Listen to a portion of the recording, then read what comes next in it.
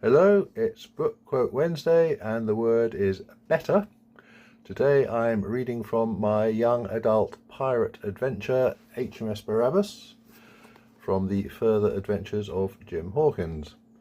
Jim is on his way to London via Plymouth and frankly can't wait to see the back of his hosts with whom he has singularly failed to hit it off. But there are much worse people around.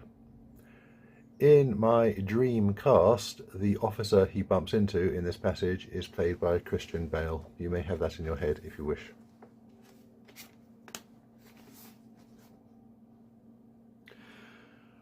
I had heard one dressed to visit the capital, Lydia remarked to the fresh morning air. She swayed with her sister from side to side as the cart clattered down into Plymouth. But perhaps you will be buying a new suit when you get there. Once again she was carefully not looking at Jim. Soon, he thought to himself through mentally gritted teeth, soon he would be on his boat and sailing away from the Aitken family forever. He tilted his head in artfully staged puzzlement. Well, that would be a reckless waste of money, he pointed out, as if she had asked why he did not just pay someone to carry him to London. Would it not, Mrs. Aitken? Lydia's mother gave a little startled surprise at being appealed to on such an issue. Why, certainly, she agreed. Jim is showing exemplary prudence and thrift, Lydia. Jim gave Lydia a flat smile. She pursed her lips and looked away.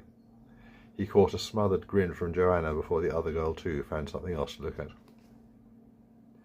He would have been perfectly happy to make the trip to Plymouth with just Mr. Quayle driving the cart, but no, Mrs. Aitken had decreed he was their valued guest until the moment his boat set sail, and so they would accompany him. The steady digs at his wealth had begun again the moment he came down for breakfast. This particular comment did sting. He was uncomfortably aware that he was the least smartly dressed of all of them.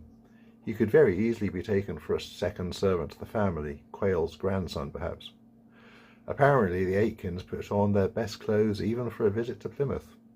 He made a mental note that to be taken as a gentleman he should always dress the part.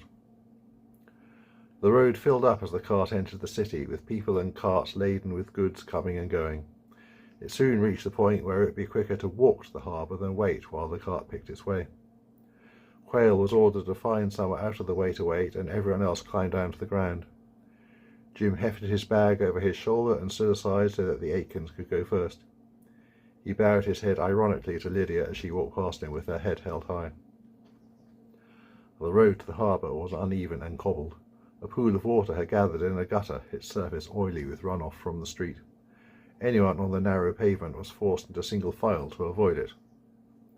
A pair of naval officers were coming down the pavement from the other direction, in finely tailored clothes of dark blue and white and gold buckles.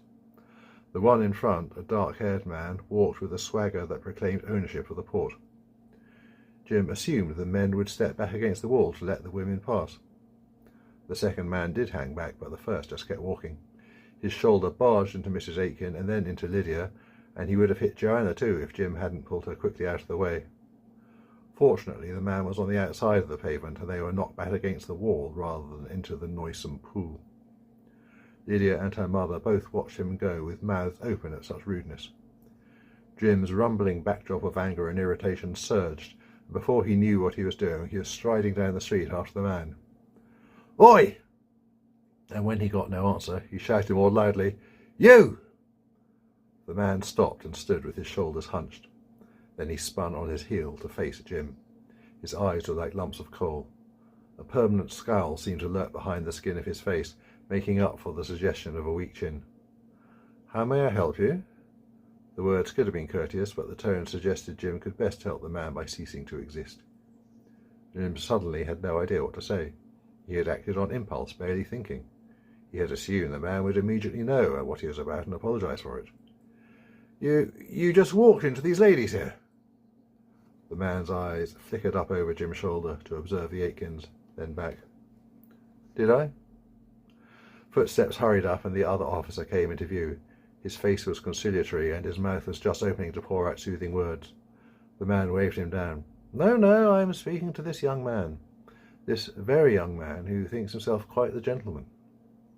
He didn't take his eyes off Jim, who still fought to find the right words. I at least make the attempt," Jim managed. It sounded feeble in his own ears. The man patted him on the shoulder, then the face, not quite hard enough to make it a slap. And it is a very good attempt.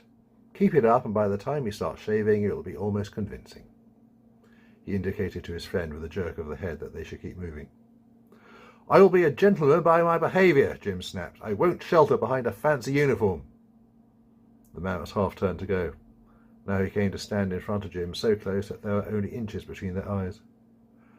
Well, you do know how to make friends in a town that belongs to the Navy.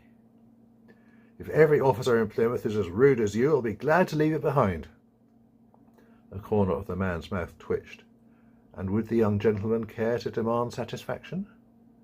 Jim frowned, trying to understand, and then his eyes went wide as he realised the man was asking if he wanted to challenge him to a duel. He had heard of such things. If one man considered his honour had been besmirched, he would meet the other early one morning, and they would settle the matter with swords, or pistols. It was meant to be a ritual, fighting to the point of first blood being drawn. It should end with a minor wound rather than death. But with the wrong opponent, it would still be legalised murder. Jim knew he would not last 5 seconds against a man like this. He could no longer meet the man's gaze. Don't be ridiculous, he muttered. Then be about your business, boy, and show more respect to your elders and betters. They do run in later on as well. Remember, you can buy my books at www.benjeeps.com. See you next time.